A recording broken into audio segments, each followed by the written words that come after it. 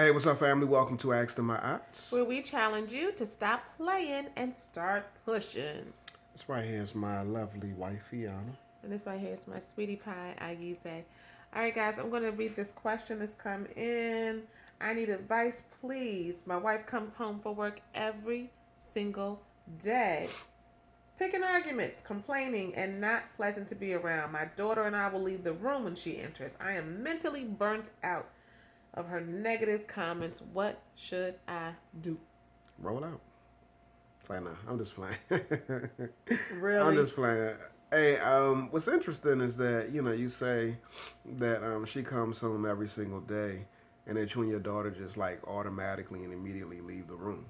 I'm really curious to know how much of this you may possibly be projecting onto your daughter. Not that this is really about your daughter, but it's almost as if like you make it a situation where she's like this Tasmanian devil, which she might be, rolling through the house and just terrorizing and just really, messing everything up and just making it a nasty environment. And if that's the case, then it's definitely not a good situation, and you definitely need to let her know that there's some things that y'all need to have a conversation about. You need to have some real honest dialogue, a courageous conversation about what she represents, what she brings to the house, and really and truthfully, I mean, one of the things that you should probably do is really ask the question why.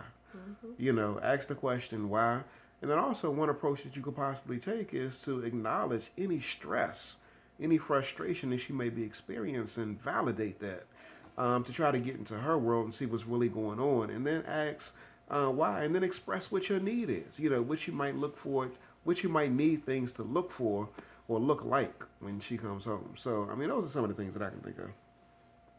I mean, my husband's really said it. You need to get to the unmet need. We talk about that.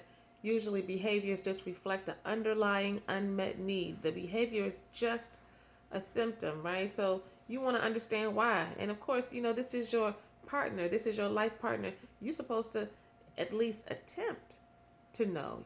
You should definitely want to know what's going on in her mind, her spirit, and her psyche. And oftentimes, I just have to tell you, when women get to that place where there's just, immense agitation and irritability and sarcasm and dissatisfaction, and they are at dis-ease with themselves and their environment, that means that there has oftentimes been days, weeks, months, maybe even years of buildup, of a residue of some stuff happening that you have been oblivious to, that perhaps she's lifted up and you haven't really paid attention to. Ask yourself, are you really plugged into her? Are Mm. you attuned to her? Is she alone? Is she doing everything on her own? I mean, ask some questions, like my husband said, to get to the underlying need and get to the why. If and when you do that, you all don't really come to any sense of like what's what. Like, she's like, I don't know.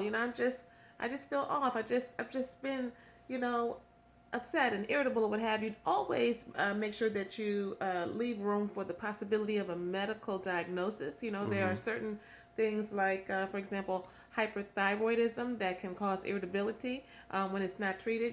So make sure that you don't leave any stone Mm-hmm. unturned as you try to get to the underlying unmet need of your boo.